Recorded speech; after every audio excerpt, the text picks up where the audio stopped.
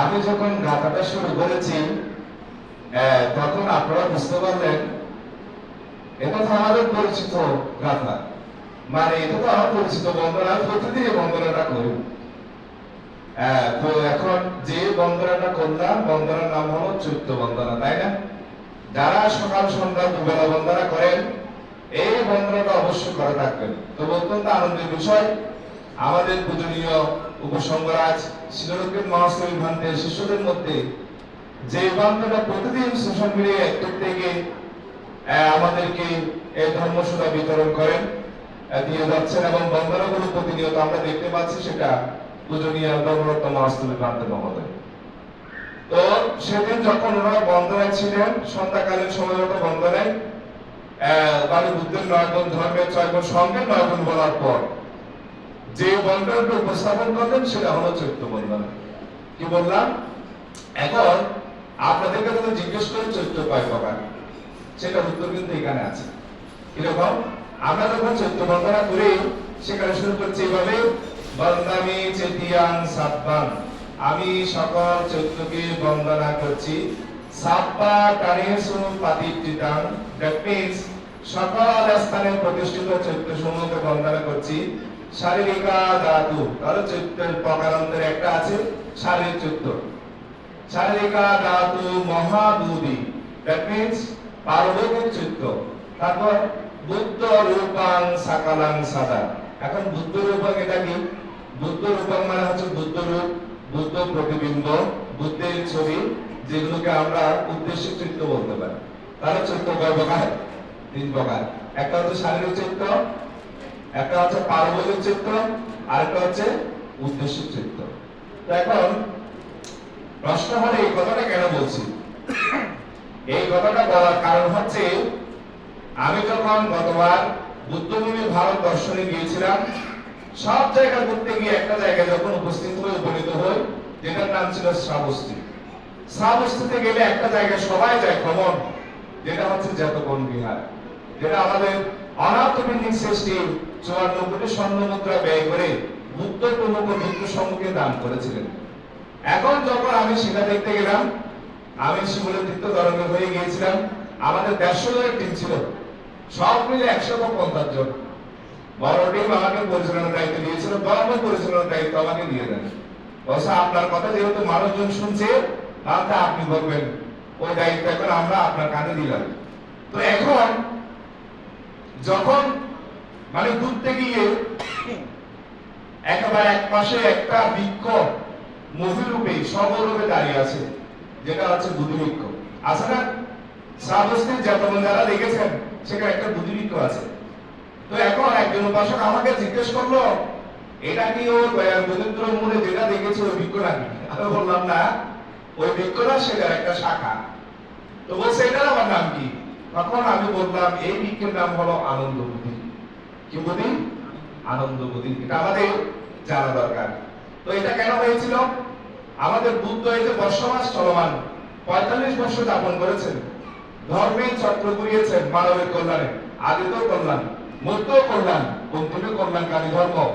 এই মানবের জন্য দেব মানবের কল্যাণে উনি দুহাত উজাড় করে বিতরণ করেছেন, যাতে মানুষ ধর্মান্বিত লাভ করে নিজেদের জীবনকে ধন্য করতে পারে।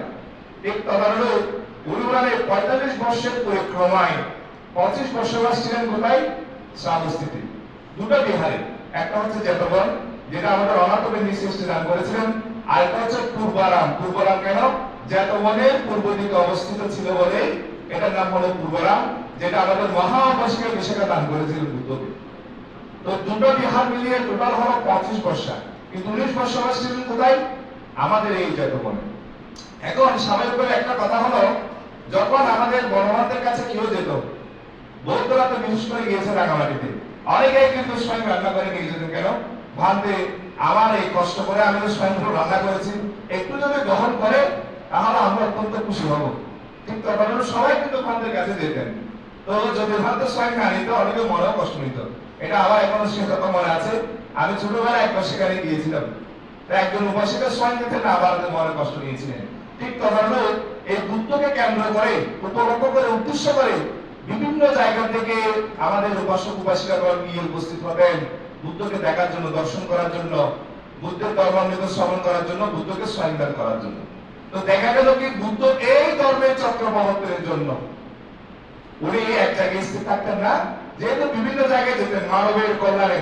যে মানুষ করুণা সমাপত্তি যেন বসতেন, সকালটা শুরু করতেন কিভাবে, আজকের দিনে আমি কার মঙ্গল করতে পারবো। দেখেন বুদ্ধ কিরকম, ওনার জীবনটা শুরু করেন এভাবে, মানে আজকের দিনে আমি কার কল্যাণ করতে পারি, পরের কারণে সাক্ষ্য দিয়া বলে এ জীবন মন সকলে দাও, তার চেয়ে সুখ কি বা আছে আর, আপনার কথা ভুলিয়া যাও। এ বুদ্ধ মৈত্রী দিয়ে, মেত্তা মানে মৈত্রী, মৈত্রী মানে মিত্রতা, মিত্রতা মানে বন্ধুত্ব, বন্ধুত্ব মিন্স মন থেকে অপরের ভালো চাওয়া। এই ভালো চাওয়ার মাধ্যমে জগৎকে জয় করে নিলেন। তো সে মানুষ চলে যেতেন, তো দূর দূরান্ত থেকে দর্শনার্থী আসলে না দেখলে তারা মন খারাপ করে সেখানে স্বয়ংগুলো রেখে চলে যেত। এখন যখন এই কথা অনাথপিণ্ডিক সৃষ্টির কানে গেল, কর্ণগোচর হলো, তখন উনি বললো না এটা তো সমস্যার বিষয়, পরবর্তীতে বড় সমস্যা হতে পারে, এটা একটা বিহিত করা চাই। সেজন্য আমাদের পূজনীয় ধর্মবান্ধবের অধ্যক্ষ, যার নাম আনন্দাষ্টমীর ভান্তে, তাকে বলেন ভান্তে এটা কি কোনো বিহিত করা যায় না, সমাধান করা যায় না, সমাধান আনা যায় না? তখন বলবো বসক, আপনি যেহেতু বলছেন আমি বুদ্ধকে বলবো, এই বিষয়ে আমি বলবো, যেহেতু আমি যখন বুদ্ধের প্রধান সেবক হয়েছি, যতগুলো সত্য ছিল তার মধ্যে একটা সত্য এটাও আছে, আমি বলবো, আমি আপনাকে নিশ্চিত করছি আমি বলবো। তো বুদ্ধ যখন আসলেন, বন্দনা পূর্বক এক পাশে বসে বুদ্ধকে নিবেদন করলো, বুদ্ধ ভগবান আপনাকে দেখার জন্য তো অনেকে আছে এখানে সমবেত হয়, কিন্তু দুঃখের বিষয় কি জানেন, তারা যে আপনার উদ্দেশ্যে সৈন্য নিয়ে আসে, তারা এখানে দান না করে গেটের মধ্যে ফেলে চলে যাচ্ছে। এখন এটার কি কোনো সমাধান আনা যায় না? তখনই সেখানে উৎপন্ন হয়েছিল এই প্রশ্নের চৈত্য কয় প্রকার। তো বললো যে কয় প্রকার, চৈত্য হচ্ছে 3 প্রকার। একটা হচ্ছে শারীরিক চৈত্য। তো তখন আনন্দমানন্দ চিন্তা করলেন বুদ্ধ পরিনির্বাচিত হননি, তাহলে শারীরিক চৈত্য আমি তৈরি করবো কিভাবে? তারপর হচ্ছে কি উদ্দেশ্যিক চৈত্য।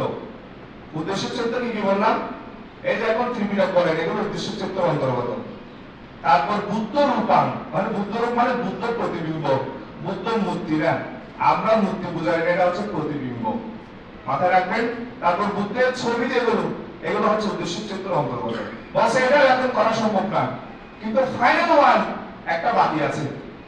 সেটা কোনটা?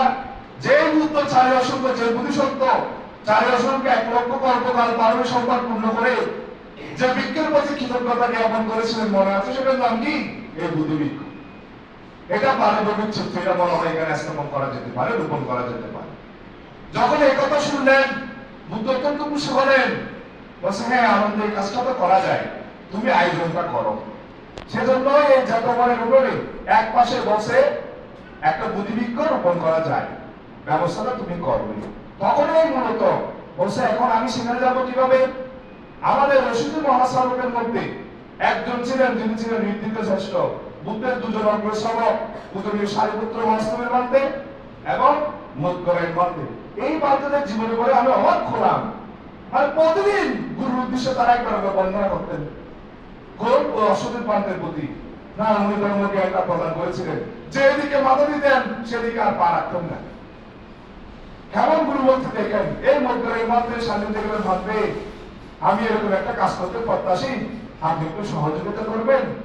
মশাই সহযোগিতা করা যায়। তখনই মূলত নীতি বলে কোথায় গেলেন? ওই বেড়াতে গেলেন, সেখানে গিয়ে উপস্থিত হলেন। এই যে বৃক্ষ থেকে একটি ফল বিদ্যুৎ হলো ঠিক মাটিতে পড়ার আগে নিজের জীবনের মাধ্যমে, স্বীয় জীবনের মাধ্যমে, বুদ্ধের অসংখ্যের মাধ্যমে সেটা গ্রহণ করে কার কাছে নিয়ে আসলেন? আনন্দনাথের কাছে এনে দিলেন। বলছে আমি আমার কাজটা সুসম্পন্ন করলাম, বাকিটা আপনি করুন। দেখেন এক অপরের পরিপূরক কিভাবে হওয়া যায়। আম গাছ, জাম গাছ, বাঁশ গাছ যেন মিলেমিশে আছে, ওরা আত্মীয় হেন। আমরা কি এক অপরের পরিপূরক হতে পারি? পারি না। এখানে কিন্তু মূল সমস্যা। এখন যখন ব্যবস্থা দিল, বলছে বুদ্ধ বললে ঠিক আছে, কুশলের অধীশ্বর প্রসূতিকে বলা হোক, মহামবেশীকে বিশাখাকে বলা হোক, তারপর অনাথপিণ্ডিক সৃষ্টিকে ডাকা হোক, সবাই আসলেন। এখন সেটা দিলে প্রথমে কার কাছে? আমাদের অনাথ এই যে কুশলরাজ প্রসঞ্জিতের কাছে। কিন্তু কুশলরাজ বললেন চিরদিন কারো সমান না হয়ে যায়, আজকে যে যেমন রাজা বিরাজ, কাল সে আবার ভিক্ষা চাই। আমাকে না, যে মানুষটা 54 কোটি স্বর্ণ মুদ্রা খরচ করে এই মহাবিহার দান করেছেন, সেটা আর পুরস্কার স্বরূপ তাকে দায়িত্বটা দেওয়া হোক। দেখেন কিরকম। তারপর অনাথবিধি সৃষ্টি কাজটা করলেন, কিন্তু আয়োজনটা করেছিল কে, ব্যবস্থাপনা করলেন কে, পূজনীয় আনন্দস্থলী ভান্তে মহোদয়। তখন এই মূলত কি করা হলো, বসে এই দিকের নাম হবে কি, আনন্দবুদ্ধি। তো চতুর্দিকে আমাদের কুশলস প্রসঙ্গে পূজার ব্যবস্থা করে দিয়েছিল, অনেক মঙ্গল কলসি সেখানে স্থাপন করা হয়। কিন্তু আমাদের পূজনীয় আনন্দ ভান্তে বলেছিলেন, বুদ্ধ ভগবান আপনি মাকে, সশস্ত্র মাকে জয় করে, জয় যেদিন করেছিলেন, যেভাবে ভাবনায় বসছিলেন সেভাবে আবার পুনরায় ধ্যানস্থ হন। কিন্তু বুদ্ধ বললেন না, একজন সম্যক সম্বুদ্ধ, একজন বুদ্ধিসত্ত্ব বুদ্ধিজ্ঞান লাভ করার জন্য বজ্রাসনে শুধু একবার বসতে পারে, কারণ পৃথিবীতে দ্বিতীয় কোনো স্থান নাই যেটা সেই বাঘটা বহন করতে পারবে। সেজন্য পৃথিবী সৃষ্টির সাথে এই বজ্রাসনের একটা সুসম্পর্ক আছে। পৃথিবী যখন সৃষ্টি হয় প্রথম সেই আসনটা সৃষ্টি হয়ে থাকে, তৈরি হয়ে যায়, এবং ধ্বংস হওয়া শেষ হবে সেটা ধ্বংস।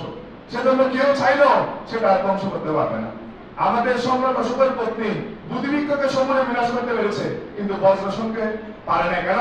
বজ্রাসনের বুদ্ধিসত্ত্বগণ বজ্র কঠিন সংকল্প নিয়ে বসেন, আজকে আমি উত্তম সম্পত্তি লাভ করবো, এবং করেছিলেন বটে। বলছো তুমি যেহেতু বলছো আমি একদিন সমাবর্তী ধ্যানে বসতে পারি, এর বেশি কিন্তু নয়। তো সেজন্য আমি ওই উপাসককে বললাম এটাও একটা চরিত্র, যেটা হচ্ছে কি পার্বতিক চরিত্র। এখন সেটা বলার পর বসে বানতে আপনি মূর্তি না বলে প্রতিবিম্ব বললেন, তাহলে আপনি বুদ্ধমূর্তির জীবনটা কিভাবে করেন দেখি বলেন। আপনারা তো ব্রাহ্মণের চাইতে কম না। দেখছেন বিষয়টা কি? এই কথাটা আমাকে বলেছিল আমি যখন ভারতবর্ষে যাই, শ্যামনগর একটা ভাঙে গিয়েছিলাম। শ্যামনগরে যখন ভাঙে গিয়েছি, এক ব্রাহ্মণ পণ্ডিত বললাম এটা আমাদের বুদ্ধ, আপনাদের বুদ্ধ আমাদের একজন অবতার।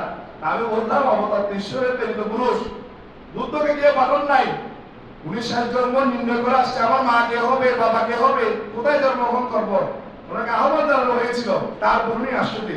তো বলছে আপনারা জীবনটা করেন যে, আমি বললাম এটা স্লিপ অফ টাং। বুদ্ধ প্রতিবিম্বের মধ্যে জীবন মানে আবার প্রতিস্থাপন করা যায় না, উনি তো পরিনির্বাপিত। যিনি পরিনির্বাপিত হয়েছেন পুনরায় তার মধ্যে আমরা জীবন দান করবো কিভাবে? তো বলছে তাহলে আপনারা কি করেন? আমি বললাম আসলে আমরা বুদ্ধের অভিষেক করি। কি করি?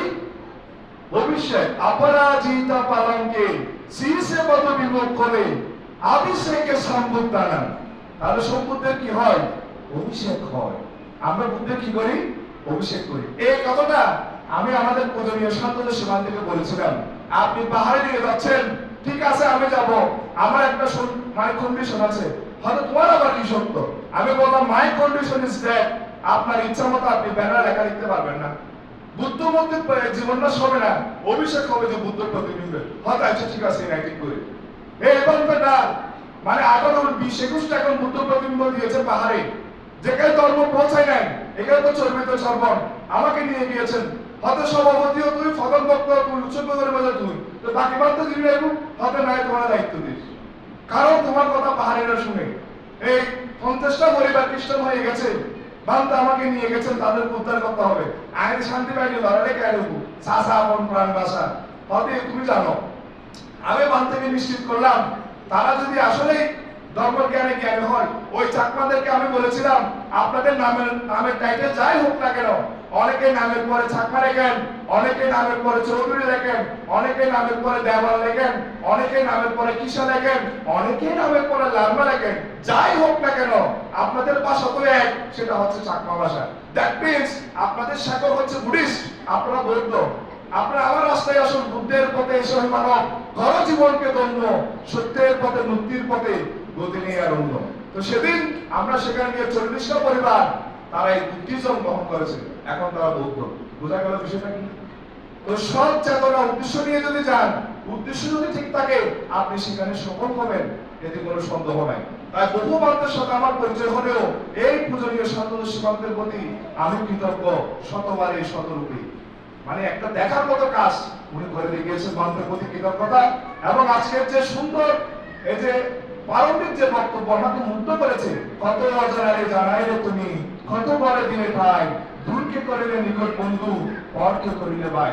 যে এস বাবু যে সুন্দর করে পারিবারিক বর্ণনা দিল, আমি মুগ্ধ হলাম। আমাদের উচিত ভালোটা বলা। সবাই বলতে বলতে পারে ভালো, কিন্তু সবাই বলতে পারে না। শিখেছে কোথায় জানেন? রবীন্দ্রনাথের শান্তিনিকেতনে।